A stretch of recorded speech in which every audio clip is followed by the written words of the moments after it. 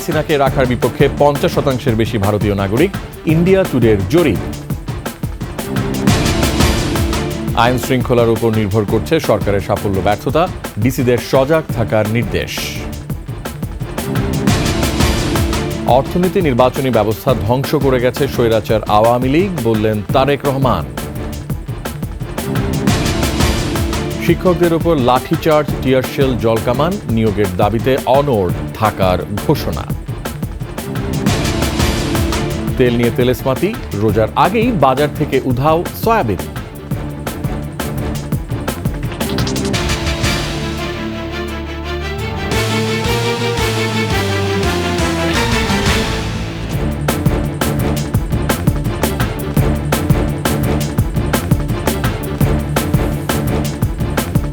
ছিলেন সংবাদ শিরোনাম। আমন্ত্রণ সন্ধ্যার 21 সংবাদে, সাথে আছি আমি রিয়াজ হাফিজ। দর্শক, 21 টেলিভিশনের সংবাদ একই সাথে সরাসরি দেখতে পাবেন আমাদের ফেসবুক পেজ www.facebook.com/2124 অনলাইনে। এছাড়া সাবস্ক্রাইব করতে পারেন www.youtube.com/21etv চ্যানেলে। সংবাদ আরও থাকছে। প্রযুক্তি নিয়ে ঘরবন্দি বেশিরভাগ শিশু, কমছে সামাজিক দক্ষতা, বাড়ছে মানসিক হতাশা।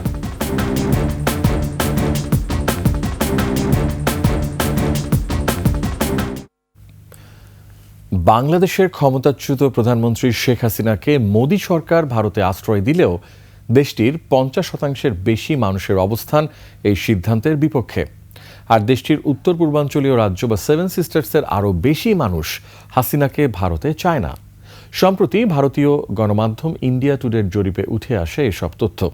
এতে বলা হয়, ভারতের মানুষ শেখ হাসিনাকে আশ্রয় দেওয়ার চেয়ে বাংলাদেশের সঙ্গে সম্পর্ক উন্নয়নকেই বেশি প্রাধান্য দিচ্ছে।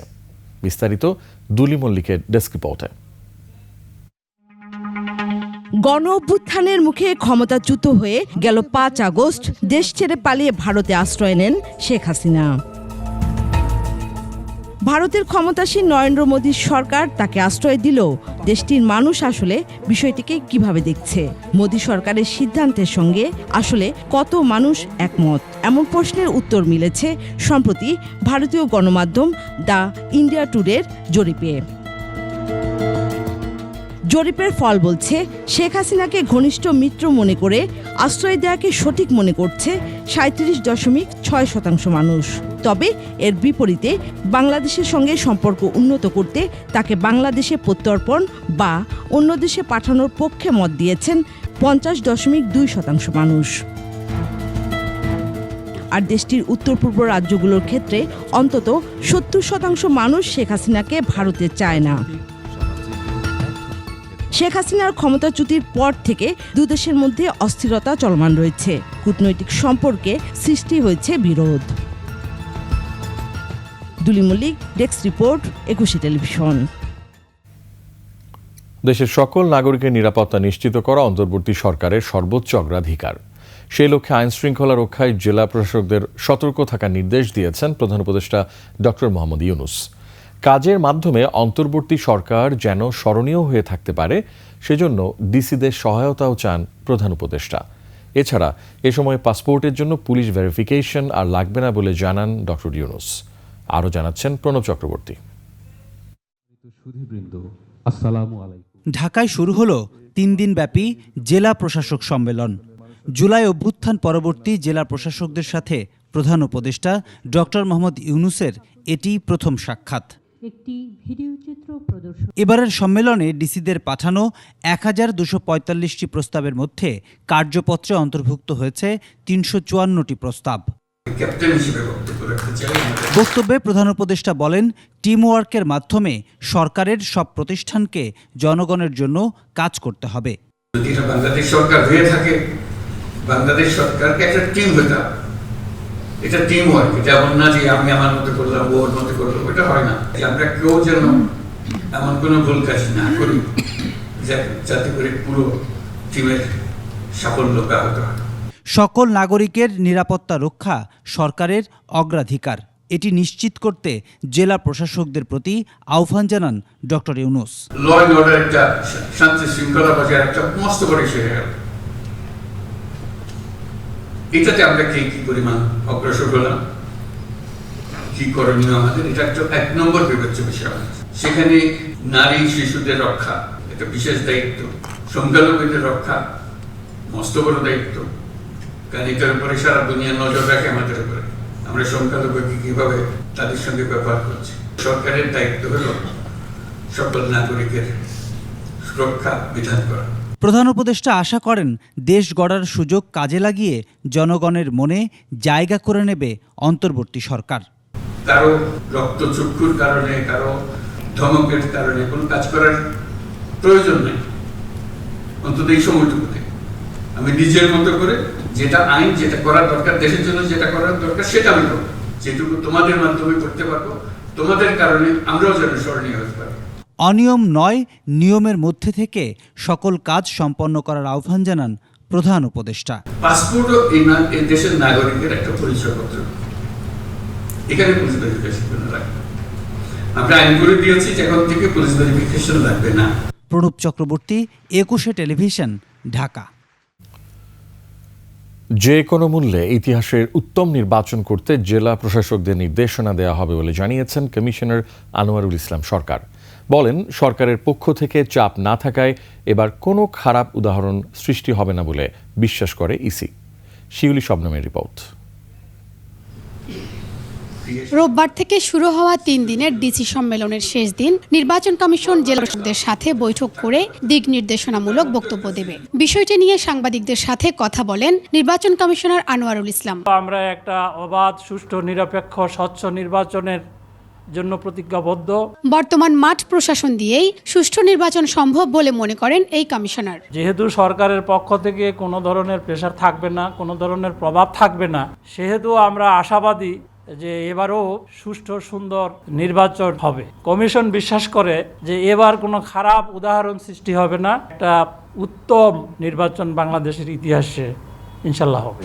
এছাড়া নিরপেক্ষ জেলা প্রশাসক পদায়ন, ইসির নিজস্ব কর্মকর্তাদের পাইলটিং আকারে নির্বাচনে রিটার্নিং অফিসার করা ও সীমানা পুনর্নির্ধারণ আইন সংশোধন নিয়েও কথা বলেন EC Anwarul Islam. Schedule declare হবে, নির্বাচন কমিশন যখন প্রয়োজন মনে করবে, যেখানে যেই নিরপেক্ষ জেলা প্রশাসককে পদায়ন প্রয়োজন, সেই বিষয়ে নির্বাচন কমিশন কঠোরভাবে সেই সিদ্ধান্তে অটল থাকবে।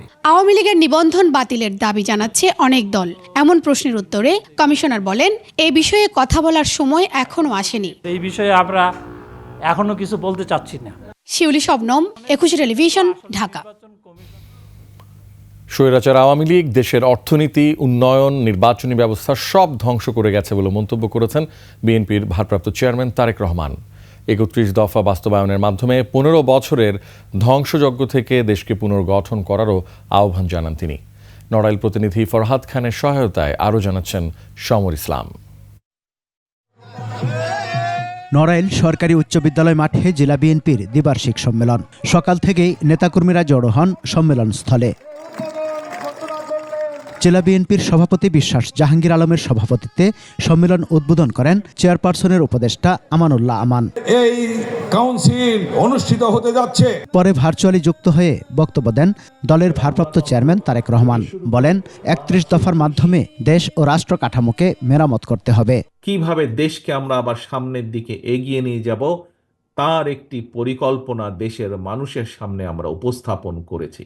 ভোটের অধিকার সহ সব ক্ষেত্রে দেশকে এগিয়ে নিতে বিএনপির ভূমিকার কথাও তুলে ধরেন তারেক রহমান। শিক্ষার ব্যাপারে হোক, স্বাস্থ্যের ব্যাপারে হোক, অর্থনীতির ক্ষেত্রে হোক, ভোটের অধিকারের ক্ষেত্রে হোক, প্রত্যেকটি ক্ষেত্রে কম বেশি আপনাদের দল বিএনপি, বাংলাদেশ জাতীয়তাবাদী দলের অবদান আছে। বাংলাদেশের মানুষ বিএনপির দিকে তাকিয়ে আছে। তাদের সে আস্থার মর্যাদা রাখতে নেতাকর্মীদের আহ্বান জানান বিএনপির ভারপ্রাপ্ত চেয়ারম্যান। আজকে সময় এসেছে দেশকে আবার পুনর্গঠন করার জন্য ঝাঁপিয়ে পড়তে হবে আমাদেরকে। সমর ইসলাম, 21 টেলিভিশন।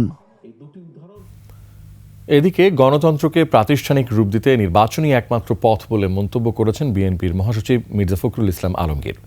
বিকেলে ঠাকুরগাঁওয়ে জেলা বিএনপি আয়োজিত জিয়া স্মৃতি ফুটবল টুর্নামেন্টের উদ্বোধনী অনুষ্ঠানে এ মন্তব্য করেন মির্জা ফখরুল। বলেন, গণতন্ত্র সুশাসন প্রতিষ্ঠার একমাত্র পথ, যার মাধ্যমে এগিয়ে যেতে পারে দেশ। ছাত্র জনতার ঐক্য গড়ে তরুণরা নতুন বাংলাদেশ বিনির্মাণের সুযোগ করে দিয়েছে বলেও এ সময় মন্তব্য করেন বিএনপি মহাসচিব।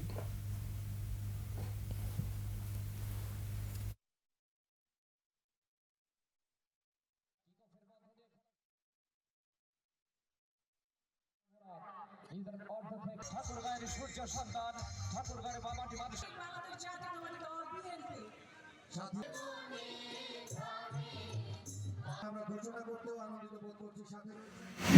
হচ্ছে একমাত্র পথ যার মাধ্যমে আমরা গণতন্ত্রে পৌঁছতে পারি, এবং সেটাই আমাদের ফুটবলকে বলুন, ক্রিকেটকে বলুন, ক্রীড়াঙ্গনকে বলুন, সাংস্কৃতিক অঙ্গনকে বলুন, সুশাসন প্রতিষ্ঠা করার ক্ষেত্রে বলুন, সর্বক্ষেত্রে সেটাই হচ্ছে একমাত্র পথ যেখানে আমরা সামনে এগিয়ে যেতে পারি, আমাদের ভবিষ্যৎ প্রজন্মকে আরো সামনে নিয়ে।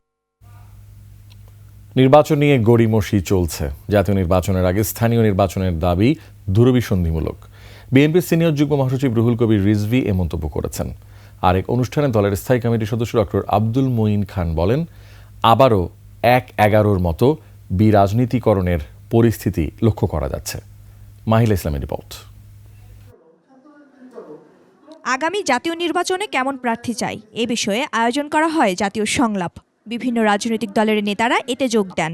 প্রার্থী নির্বাচনের ক্ষেত্রে দলবাজি বন্ধ করে কাঠামোগত পরিবর্তন আনার কথা বলেন বক্তারা। পেশি শক্তির খুব দাপট থাকে, মাস্তানি করা, গুন্ডামি করা, লোকজন নিয়ে হাঁটতে পারা, হ্যাঁ, তখন ওই প্রার্থীর ক্ষেত্রে ওইটা ক্রাইটেরিয়া হিসেবে সামনে আসবে। জনগণ নির্ণয় করবে তাদের নেতৃত্ব কে দেবে। এখানে যদি আমরা শিক্ষাগত যোগ্যতা বা অনেকগুলো যোগ্যতা অ্যাড করে দেই, তাহলে আমরা জনগণের প্রতি অন্যায় করব, কারণ তাদের নেতৃত্ব কে দিতে পারবে সেখানে তাদেরকে লিমিটেশন দিয়ে দেওয়া হবে। রক্ষক হই আর ভক্ষক হই, রক্ষক হয়ে ভক্ষক হই, তাতেও আমাকে যে আসে যায় না। এই চিন্তাধারাটা পরিবর্তন করতে হবে। বিএনপির স্থায়ী কমিটির সদস্য ডক্টর আব্দুল মঈন খান বলেন, আবারও 1-11-এর মতো বিরাজনীতিকরণের পরিস্থিতি লক্ষ্য করা যাচ্ছে। 14, 18 আর 24 সালের নির্বাচন নিয়ে প্রশ্ন তোলে। আমি দুঃখিত, মানুষ কেন 2009 সালে 8 সালের যে ডিসেম্বরের যে নির্বাচন সেটা নিয়ে কেন প্রশ্ন তোলে না? 1-11 যে পরিকল্পনা, বিরাজনীতিকীকরণ, সেই সমস্যা আমি আজকে কিন্তু আবার নতুন করে দেখতে পাচ্ছি। এর আগে সকালে নারায়ণগঞ্জ জেলা বিএনপির নতুন আহ্বায়ক কমিটির সদস্যদের নিয়ে দলের প্রতিষ্ঠাতা সাবেক রাষ্ট্রপতি জিয়াউর রহমানের কবরে শ্রদ্ধা জানান দলের সিনিয়র যুগ্ম মহাসচিব রুহুল কবির রিজভী। এরপর নির্বাচন নিয়ে সাংবাদিকদের সঙ্গে কথা বলেন তিনি। সুষ্ঠু নির্বাচনের মধ্যে দিয়ে অবাধ এবং নিরপেক্ষ সকলের অংশগ্রহণমূলক নির্বাচন আমাদের এখনো অনুষ্ঠিত হয়নি। এইটা নিয়ে এক ধরনের গড়িমসি চলছে। স্থানীয় সরকার নির্বাচন চায়, তাহলে বুঝতে হবে আমরা কোনো পলিটিক্যাল ডেভেলপমেন্ট, আমরা কোনো শক্তিশালী গণতন্ত্র চাচ্ছি না, আমরা একটা অনিশ্চয়তার দিকে চাচ্ছি। অন্য কোনো দুরবসন্তি এর মধ্যে থাকতে পারে। জাতীয় নির্বাচনের আগে স্থানীয় নির্বাচন দেওয়ার কোনো সুযোগ নেই বলে মন্তব্য করেন দলের স্থায়ী কমিটির সদস্য ইকবাল হাসান মাহমুদ টুকু। এই ধরনের সরকার এসে কোনোদিনও স্থানীয় সরকার নির্বাচন করে নাই, জাতীয় নির্বাচন করেছে। এই সরকারকে জাতীয় নির্বাচন করতে হবে। মাহিলা ইসলাম, 21 টেলিভিশন, ঢাকা। আন্দোলনরত প্রাথমিক শিক্ষকদের আবারও লাঠিপেটা করেছে পুলিশ। তাদের ছত্রভঙ্গ করতে জলকামান ব্যবহারের পাশাপাশি নিক্ষেপ করা হয় টিয়ার গ্যাস শেল। সে সময় আহত হন বেশ কয়েকজন। শাহবাগে শান্তিপূর্ণ অবস্থান কর্মসূচি পালনের পর সচিবালয় ঘেরাও করতে গেলে পুলিশ তাদের বাধা দেয়। বাতিল হওয়া নিয়োগ ফিরে পেতে টানা 11 দিন ধরে আন্দোলন করছেন শিক্ষকরা। বিস্তারিত নাহিদ সিরাজি নিম্মির রিপোর্টে। আন্দোলনরত শিক্ষকদের উপর এভাবেই জলকামান ব্যবহার করে পুলিশ। সচিবালয়ে যাওয়ার পথে শিক্ষা ভবনের সামনে অবস্থান নিলে পুলিশ তাদের ছত্রভঙ্গ করে দেয়। পরিস্থিতি নিয়ন্ত্রণে আনতে নিক্ষেপ করা হয় টিয়ার গ্যাস শেল। এক পর্যায়ে আন্দোলনরত শিক্ষকদের লাঠিপেটা করে পুলিশ। সে সময় আহত হন বেশ কয়েকজন। এর আগে সকাল থেকে শাহবাগে জাতীয় জাদুঘরের সামনে নিয়োগের সুপারিশ প্রাপ্তরা 11 দিনের মতো অবস্থান কর্মসূচি পালন করছিলেন। দাবি আদায়ে রোদ উপেক্ষা করে নিজের ছোট্ট শিশুকে নিয়ে অবস্থান নিয়েছিলেন অনেকে। যত দ্রুত সম্ভব আমাদের নিয়োগপত্র দিয়ে আমাদের স্কুলে যোগদান করা। আমরা রাষ্ট্রীয় লোক, তো আমাদের যত দ্রুত সম্ভব আমরা আমাদের যোগদান চাই। মানে একটাই দাবি, দ্রুত যোগদান। আমাদের চাকরি দিয়েছি, আমাদের যোগদানপত্র হাতে দিয়েছি, এখন বাতিল করে দেওয়া হলো, সেটা আমরা মানতে পারতাছি না। এই নিয়োগের অপেক্ষায় কেউ ছেড়েছিলেন আগের চাকরি, আবার কেউ বা নিয়োগ পেয়েও যোগদান করেননি চাকরিতে, তাই এখন নিরুপায় হয়েই রাস্তায়। আমাদের কিন্তু অনেকে এখানে জবলেস, শুধুমাত্র এই জবে জয়েন করবে বলে। এখন হঠাৎ করে আসি বলবে যে আমার এখানে জব নাই, আমার রেজাল্টটা বাতিল, আমরা তো তাহলে আমাদের পুরো জবগুলো আমাদেরকে ফেরাই দিক। মেয়ের একটা চাকরি হয়েছিল পল্লী সঞ্চয় ব্যাংকে, কিন্তু মেয়েদের জন্য তো আপনারাই জানেন যে প্রাইমারিটা সেফ, এর জন্য আমি ওই চাকরিটা জয়েন না করে আমি এটার জন্য অপেক্ষায় ছিলাম। অধিকার আদায়ে তাদের দাবি না মানা পর্যন্ত রাজপথ না ছাড়ার কথা বলছেন তারা। নাহিদ সিরাজি নিম্মি, 21 টেলিভিশন, ঢাকা। এখন থেকে মিটার ছাড়াই চলবে সিএনজি অটোরিকশা। চালকদের বিক্ষোভের মুখে জরিমানা বা কারাদণ্ডের নির্দেশ বাতিল করেছে বিআরটিএ। প্রজ্ঞাপনের মাধ্যমে বিআরটিএর নির্দেশনা বাতিল ঘোষণা করা হয়েছে। এর আগে সকাল থেকে রাজধানীর বিভিন্ন এলাকায় সিএনজি চালকরা সড়কে নেমে আসেন। এর মধ্যে রামপুরা, মিরপুর 14 ও ঢাকা চট্টগ্রাম মহাসড়ক সহ বেশ কিছু গুরুত্বপূর্ণ পয়েন্ট অবরোধ করেন চালকরা। এ সময় এসব এলাকায় যান চলাচল বন্ধ হয়ে যায়। এর ফলে অফিসগামী মানুষ, শিক্ষার্থী সহ জনসাধারণ ভোগান্তির মধ্যে পড়েন।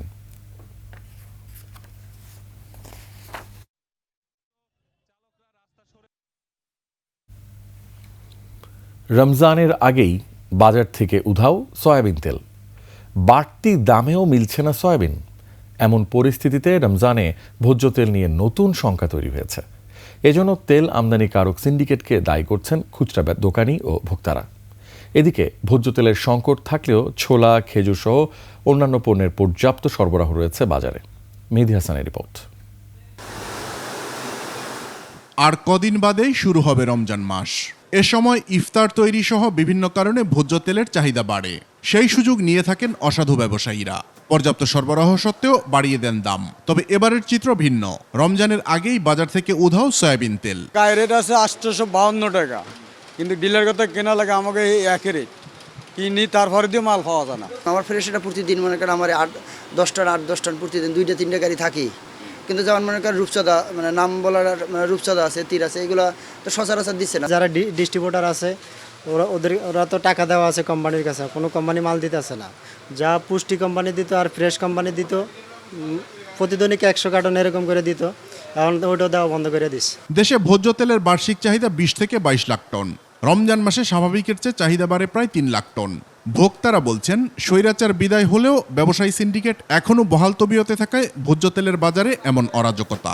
সামনে রমজান, হয়তো কিছুদিন যদি আটকে রাখেন আপনারা ভালো ব্যবসা করতে পারবেন, এই চিন্তা ভাবনার কারণে আসলে মার্কেটে তেল নেই। এগুলি সব সিন্ডিকেট করে রাখছে, লাভ নেই এটা করে, লঙ্কা যে যায় সেই রাবণ সাজে। এদিকে রমজানের অন্যতম অনুষঙ্গ ছোলা, বিভিন্ন ধরনের ডাল, চিনির মতো পণ্যের সরবরাহ ও দাম এবছর স্বাভাবিকই আছে। এখন সরবরাহ প্রচুর আছে, দামের কোনো বাড়তির কোনো সম্ভাবনা নাই। ছোলা এখন আমরা 105 টাকা বিক্রি করতেছি, ডাল অ্যাঙ্কার বেচতেছি 70 টাকা, আর মুসুর ডাল মোটাটা বেচতেছি যে 105 টাকা। ইফতার অসম্পূর্ণ থেকে যায় খেজুর ছাড়া। সেই খেজুর এবার মিলবে 180 থেকে 1400 টাকা কেজির মধ্যে। এখন পুরোপুরি বেচা কিনা শুরু হয় না, তার ওই 2-4 দিন পর আস্তে আস্তে বেচা কিনা পুরোপুরি শুরু হবে। আর সাপ্লাই আপনার পর্যাপ্ত পরিমাণে আছে। আর পেঁয়াজের ভরা মৌসুম হয়, দাম নেমে এসেছে 40 থেকে 45 টাকা কেজি। চাহিদা এবং সরবরাহ দুটোটাই আছে প্রচুর পরিমাণে এবার পেঁয়াজের আমদানি। মেহেদী হাসান, 21 টেলিভিশন, ঢাকা। রোজায় বাজার সহনশীল রাখতে ভোজ্য তেল, চিনি, পেঁয়াজ, আলু, খেজুর সহ বিভিন্ন পণ্যের শুল্ক ছাড় দিয়েছে সরকার। এরপর চট্টগ্রাম খাতুনগঞ্জের পাইকারি বাজারে অধিকাংশ পণ্যের সরবরাহ বাড়ছে। তবে বাজারে বোতলজাত সয়াবিন তেলের সংকট রয়ে গেছে। চট্টগ্রাম থেকে বিপ্লব মজুমদারের ক্যামেরায় হাসান ফেরদৌসের তথ্যে ডেস্ক রিপোর্ট। স্বস্তি নেই নিত্যপণ্যের বাজারে। তবে চট্টগ্রামের খাতুনগঞ্জের ব্যবসায়ীরা বলছেন, রমজানে জিনিসপত্রের দাম খুব একটা বাড়ার কারণ নেই। তারা বলছেন, রমজানে চিনির চাহিদা 3 লাখ টন। এর মধ্যে অপরিশোধিত চিনি আমদানি হয়েছে 2,53,000 টন। পাইপলাইনে আছে আরও বিপুল পরিমাণ চিনি। ছোলা আমদানি হয়েছে প্রায় 1 লাখ টন। মসুরের ডাল এসেছে 90,000 টন। বেড়েছে পেঁয়াজের সরবরাহ। আগের তুলনায় সরবরাহ বেশি, তবে রমজানে আতঙ্কের কিছু হয়নি, দাম বাড়বে না আশা করি। প্রচুর মাল ইনপুট হয়েছে, সবগুলো টোলা আপনার সবগুলো প্রচুর চাহিদার চেয়ে ইনপুট আরো বেশি হয়েছে। চট্টগ্রাম কাস্টমস কর্তৃপক্ষের তথ্য বলছে, জানুয়ারিতে সয়াবিন ও পাম তেল আমদানি হয়েছে প্রায় 4 লাখ টন। সয়াবিন তেল তৈরির কাঁচামাল সয়াবীজ এসেছে 3 লাখ টন। বাজারে অন্যান্য নিত্যপণ্য পর্যাপ্ত সরবরাহ থাকলেও বোতলজাত সয়াবিনের সংকট রয়ে গেছে। রমজান আসলে তেলের চাহিদা অনেক বেশি হয়ে যায়, সেটি আমার মনে হয় যে মিল মালিক বসে এবং সরকার বসে সেটি নির্ধারিত হয়ে গেলে মিল মালিকরা বা মিল গেট থেকে এই তেলগুলো সরবরাহ করবে বলে আমি মনে করছি। ব্যবসায়ীরা বলছেন জানুয়ারিতে পেঁয়াজ, ছোলা, মটর ও মসুর ডাল, পাম ও সয়াবিনের কাঁচামাল, চিনি, গম ও খেজুর আমদানিতে ব্যয় হয়েছে 100 কোটি মার্কিন ডলার, যা গত বছরের একই সময়ের তুলনায় 74% বেশি। এর ফলে রমজানে নিত্যপণ্যের বাজার স্থিতিশীল থাকবে বলে আশা তাদের। তবে এর জন্য সরকারি পর্যায়ে নজরদারি বাড়ানোর কথাও বলছেন তারা। ভোক্তাদের হাতে পৌঁছা পর্যন্ত সেখানে স্ট্রং মনিটরিং দরকার। পাইকারি বাজারে কোনো মালের সংকটও নাই, দামও বাড়া নাই। সারা দেশে ভোগ্যপণ্যের একচ্ছত্র নিয়ন্ত্রণ ছিল বিভিন্ন বড় বড় শিল্প গ্রুপের। শেখ হাসিনা সরকারের পতনের পর বাজারে এসব শিল্প গ্রুপের একক আধিপত্যের অবসান ঘটে। এখন ছোট ছোট ব্যবসায়ীরা নিত্যপণ্যের আমদানি করছে। এতে বাজারে সরবরাহ বাড়ছে বলেও জানান তারা। Masum Alisa, desk report, 21 television. 21 television ভবনে যথাযথ আগুন নির্বাপক ব্যবস্থা নেই বলে মনে করে ফায়ার সার্ভিস। আর কিভাবে আগুন লেগেছে সেটি তদন্ত করে দেখা হবে বলে জানানো হয়েছে। রোববার দুপুরে ভবনের বিভিন্ন ফ্লোরে অগ্নি নির্বাপক সরঞ্জামাদি খতিয়ে দেখেন ফায়ার সার্ভিসের একটি টিম। ভবনের বেশ কয়েকটি ফ্লোরে আগুন নির্বাপক ব্যবস্থা অতি দুর্বল বলে মনে করেন তারা। এছাড়া ভবন নির্মাণ পরিকল্পনায় ত্রুটি আছে কিনা তাও খতিয়ে দেখছে ফায়ার সার্ভিস। 21 টেলিভিশন ভবনের নিচে বিভিন্ন দোকান, হকারের কারণে আগুনের ঘটনা ঘটলেও নিয়ন্ত্রণ করা কঠিন হবে বলে মনে করেন বিভিন্ন শ্রেণী পেশার মানুষ। শনিবার রাত 8টার পর 21 টিভি ভবনের নিচতলায় একটি রেস্টুরেন্টে আগুন লাগে। ফায়ার সার্ভিসের 2টি ইউনিটের তাৎক্ষণিক প্রচেষ্টায় আগুন নিয়ন্ত্রণে আসে।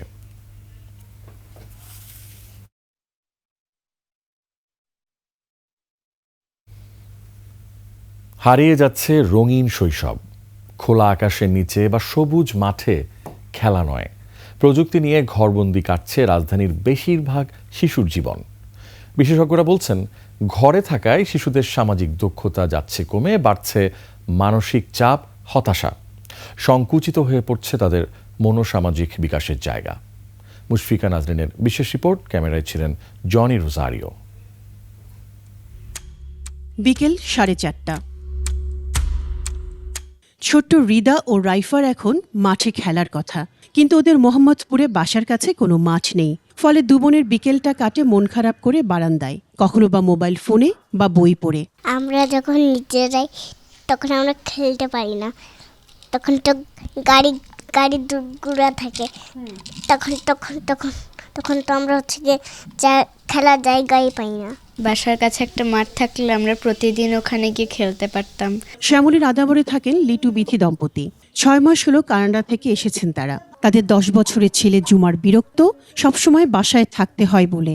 এখানে তো একদম কনজাস্টেড একটা পুরো সব জিনিস একটা বক্সের ভিতরে ঢুকানি এরকম। আসলে আমার কাছে লাগছে এই যে জাঙ্গল থাকে না, হিউম্যানিটির একটা জাঙ্গল আর কি। একসময় বিকেল হলে দল বেঁধে শিশুরা ছুটত খেলার মাঠে।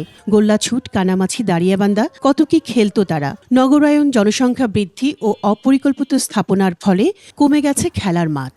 বাংলাদেশ ইনস্টিটিউট অফ প্ল্যানার্স বিআইপির তথ্য মতে ঢাকার 2 সিটি কর্পোরেশনের আওতায় মাঠ আছে 235টি, কিন্তু জনসংখ্যার তুলনায় মাঠের প্রয়োজন 2400-র মতো।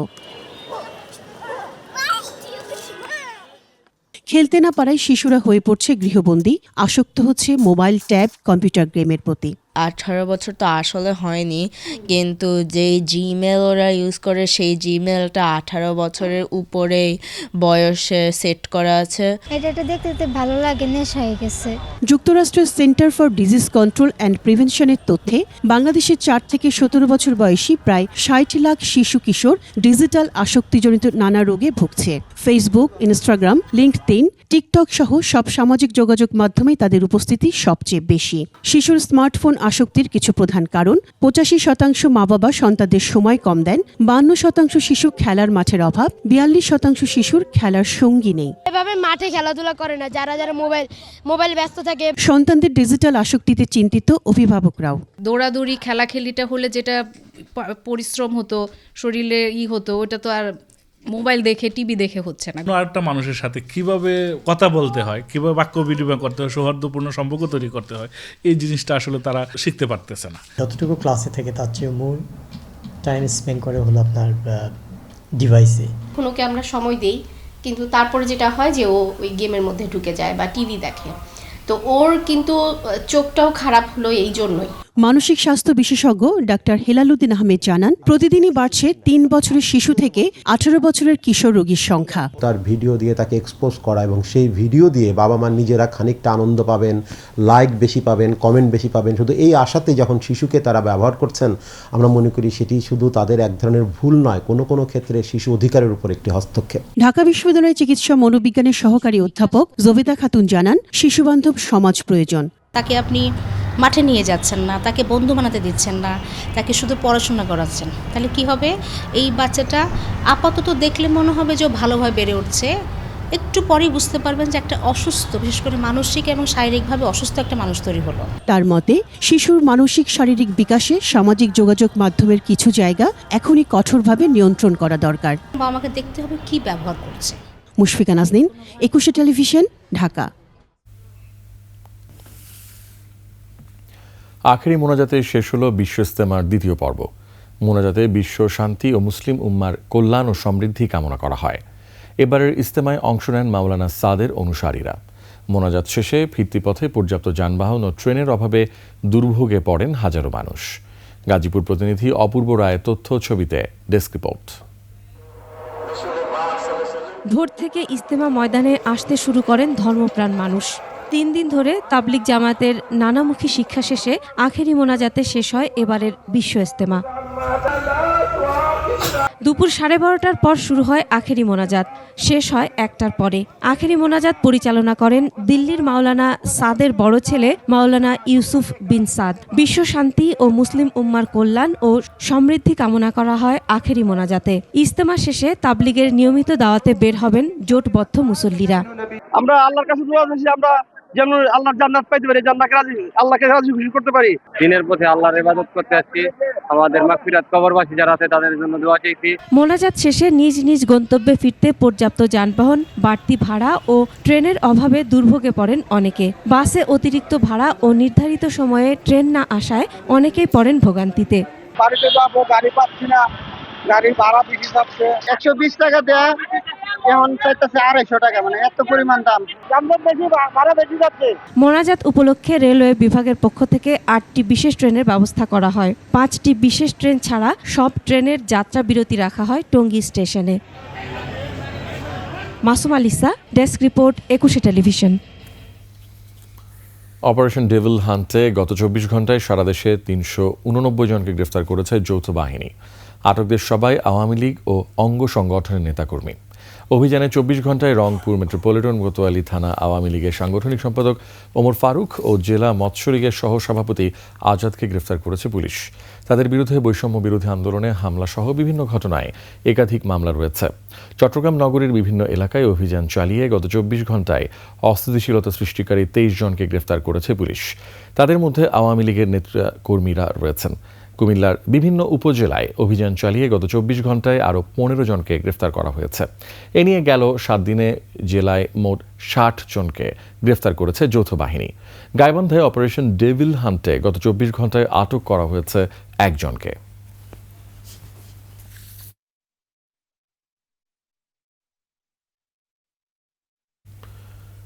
পূর্বাঞ্চলে প্লট পাওয়ার জন্য অনেক সাংবাদিক শিক্ষার্থীদের জঙ্গি ট্যাগ দিয়ে জুলাই আন্দোলনে হত্যার বৈধতা দিয়েছে বলে মন্তব্য করেছেন অন্তর্বর্তী সরকারের প্রধান উপদেষ্টার প্রেস সচিব শফিকুল আলম। স্বাধীন সাংবাদিকতা এবং ক্ষমতাকে প্রশ্ন করার চর্চা শুরু করারও তাগিদ দেন তিনি। বিস্তারিত তানজিলা তাসনিমের রিপোর্টে। এইগুলো করার মূল কারণ হয়তো একটা পূর্বাচলের পর জাতীয় প্রেস ক্লাবে গণমাধ্যমে ফ্যাসিবাদী বয়ান ফিরে দেখা 1 থেকে 36 জুলাই শিরোনামে আলোচনায় যোগ দেন প্রধান উপদেষ্টার প্রেস সচিব।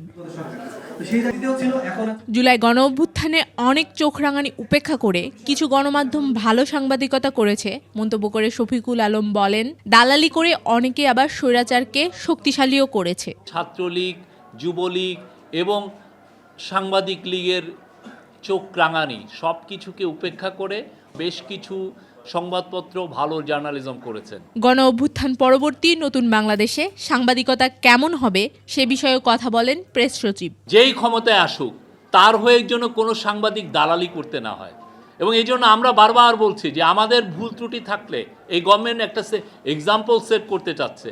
আপনি আমার মিস্টেক থাকলে, আমার ভুল ত্রুটি থাকলে, আমার অন্যায় থাকলে আপনি জোর গলায় বলেন। আমরা এমন একটা জার্নালিজম করতে চাই, এমন একটা ইন্ডিপেন্ডেন্ট জার্নালিজম, সে প্রত্যেকটা গভর্নমেন্টকেই যেন কাঠগড়ায় দাঁড় করায়। এ সময় শফিকুল আলম আরও জানান, চলতি মাসের শেষ দিকে আসতে পারে গণমাধ্যম সংস্কার কমিশনের প্রতিবেদন। তানজিলা তাসনিম, একুশে টেলিভিশন, ঢাকা। জুলাই অভ্যুত্থানে ওয়াসিম ও ফয়সাল হত্যা মামলায় চট্টগ্রামের সাবেক সংসদ সদস্য ABM ফজলে করিম চৌধুরীকে কারাগারে পাঠানোর নির্দেশ দিয়েছে আন্তর্জাতিক অপরাধ ট্রাইব্যুনাল। সেই সাথে আগামী 8 এপ্রিল তদন্ত প্রতিবেদন দাখিলের দিন ধার্য করেছেন আদালত। বিচারপতি গোলাম মুর্তজা মজুমদারের নেতৃত্বাধীন ট্রাইব্যুনাল আজ এ আদেশ দেন। এর আগে সকালে মানবতাবিরোধী অপরাধের অভিযোগে ট্রাইব্যুনালে হাজির করে গ্রেফতার দেখানো হয় ABM ফজলে করিম চৌধুরীকে। গত 12 সেপ্টেম্বর ব্রাহ্মণবাড়িয়ার আখাউড়া সীমান্ত থেকে তাকে আটক করে বর্ডার গার্ড বাংলাদেশ।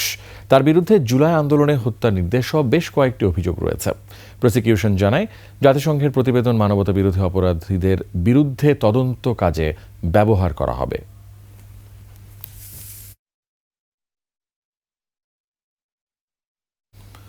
জ্ঞাত আয় বহির্ভূত সম্পদ অর্জনের অভিযোগে এক্সিম ব্যাংকের সাবেক চেয়ারম্যান ও নাসা গ্রুপের কর্ণধার নজরুল ইসলাম মজুমদারের বিরুদ্ধে মামলা করেছে দুর্নীতি দমন কমিশন দুদক। রাজধানীর দুদক কার্যালয়ে ব্রিফিংয়ে সংস্থাটির মহাপরিচালক আক্তার হোসেন জানান, ক্ষমতার অপব্যবহার করে নজরুল ইসলাম 781 কোটি 71 লাখেরও বেশি টাকার সম্পদ অর্জন করেছেন। এছাড়াও তার বিভিন্ন ব্যাংক অ্যাকাউন্টে সন্দেহজনক লেনদেনের সন্ধান পেয়েছে দুদক। এদিকে 59টি ব্যাংক হিসেবে 259 কোটি টাকার বেশি অস্বাভাবিক লেনদেন ও 84 কোটি টাকার বেশি অবৈধ সম্পদ অর্জনের অভিযোগ কুমিল্লার সাবেক সংসদ সদস্য সুবিদ আলী ভূঁইয়া, স্ত্রী মাহমুদ আক্তার ও ছেলের বিরুদ্ধে মামলা করেছে দুদক।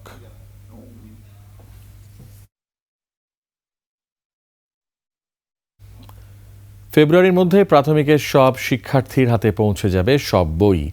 একথা জানিয়ে প্রাথমিক গণশিক্ষা উপদেষ্টা ডাক্তার বিধান রঞ্জন রায় পোদ্দার বলেছেন, আগামীর বিশ্ব চ্যালেঞ্জ মোকাবেলায় মানসম্মত শিক্ষা ব্যবস্থা গড়ে তোলাই মূল লক্ষ্য। কোনো এজেন্ডা বাস্তবায়ন নয়, দেশের ভালোর জন্যই কাজ করতে চান এই উপদেষ্টা। একুশে টেলিভিশনের সাথে আলাপনের বিস্তারিত জানাচ্ছেন প্রণব চক্রবর্তী, ক্যামেরায় ছিলেন ফারুক হোসেন তানভীর। প্রাথমিকে বছরের শুরুতে নতুন বই পেয়েছিল প্রথম থেকে তৃতীয় শ্রেণীর শিক্ষার্থীরা। নতুন বই না পেয়ে হতাশায় পড়েছিল অন্য শ্রেণীর শিক্ষার্থীরা। তাদের জন্য সুখবর দিয়ে প্রাথমিক ও গণশিক্ষা উপদেষ্টা বললেন, বই ছাপার ক্ষেত্রে জটিলতা কেটেছে। প্রাথমিকে সব শ্রেণীর বই ফেব্রুয়ারির মধ্যেই পাবে শিক্ষার্থীরা। আমাদের গণঅভ্যুত্থানের পরে যখন প্রসঙ্গ আসতো বইগুলো রিভাইজ করা প্রয়োজন, আমাদের যে কারিকুলাম চলছিল আমরা সেখান থেকে থাকবো না, আমরা অন্য আগের কারিকুলামে চলে যাব, তখন কিন্তু এই সব প্রক্রিয়াটা হল্ট হয়ে গেল প্রথমে। তারপরে আসলো বইগুলো পরিমার্জনের প্রসঙ্গ, এতে একটা সময় লাগলো, তারপরে এটা ছাপতে দিতে হলো। NCTV তো বই তৈরি করে, তাদের হিসাবে হচ্ছে আমাদের 4-5 বইয়ের 75% তারা সাপ্লাই দিয়ে দিচ্ছে, ফলে এইটা এই মাসের মধ্যেই কমপ্লিট হয়ে যাবে। পড়ালেখায় শিক্ষার্থীদের আগ্রহ বাড়াতে নানা উদ্যোগ নিয়েছে মন্ত্রণালয়। আগামী 5 বছরের মধ্যে দেশের সব প্রাথমিক বিদ্যালয়ে মিড ডে মিল চালু করার যে প্রক্রিয়া তা শুরু হচ্ছে 150টি উপজেলায়। আশা করি এটা পাস হবে এবং তারপরে আমরা চালু করতে পারবো মিড ডে মিল। প্রথম ফেজে আমার কার্যক্রমটা শিশু কতটুকু শিখলো তার উপর ভিত্তি করে আমার ইন্ডিকেটর। ডাক্তারি পেশাকে পাশে রেখে কেন শিশু শিক্ষার্থীদের দায়িত্ব নিলেন জানতে চাইলে উপদেষ্টা ডাক্তার বিধান রঞ্জন জানান, শিশুদের মানসিক বিকাশে কাজ করার সুযোগ হাতছাড়া করতে চান না তিনি। একটা শিশুর বেড়ে ওঠা, তার মনোজগৎ, এটা কিন্তু আমার পড়াশোনার বিষয়। ওই সাইকিয়াট্রিস্ট হিসাবে যদি উদ্যোগগুলো সত্যি আমাদের শিশুদের জন্য ভালো প্রমাণিত হয়, আমি আশা করব যারা ভবিষ্যতে আসবেন তারা এটাকে অব্যাহত রাখবেন। সমস্যা যতই হোক সব প্রতিকূলতা এড়িয়ে দৃঢ় চিত্তে জাতীয় পরিকল্পনায় এগিয়ে যেতে চান প্রাথমিক ও গণশিক্ষা উপদেষ্টা। কারণ আমি এখানে এসেছি এবং এর বাইরে আমার কোনো এজেন্ডা নাই। প্রণব চক্রবর্তী, একুশে টেলিভিশন, ঢাকা। শেষ করছি সন্ধ্যার 21 সংবাদ, তবে যাবার আগে সংবাদ শিরোনামগুলো আরও একবার।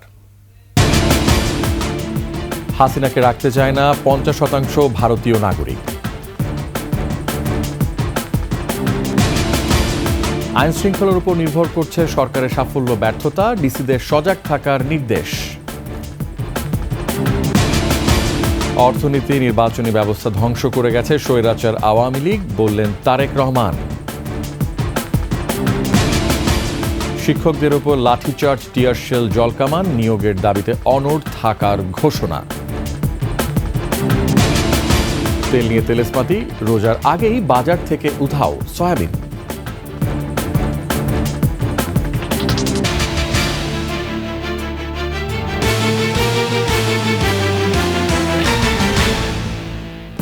সর্বশেষ সংবাদ জানতে ডায়াল করুন 2021 নম্বরে আর ভিজিট করুন 21-tv.com ওয়েবসাইটে। ফেসবুকে ভিজিট করতে পারেন www.facebook.com/2124 অনলাইনে। এছাড়া সাবস্ক্রাইব করতে পারেন www.youtube.com/21etv চ্যানেলে। এতক্ষণ সঙ্গে থাকার জন্য অসংখ্য ধন্যবাদ। আমাদের পরবর্তী সংবাদ রাত 9টায় দেখার আমন্ত্রণ রইল। 21 সংবাদ দেখুন, সঙ্গেই থাকুন।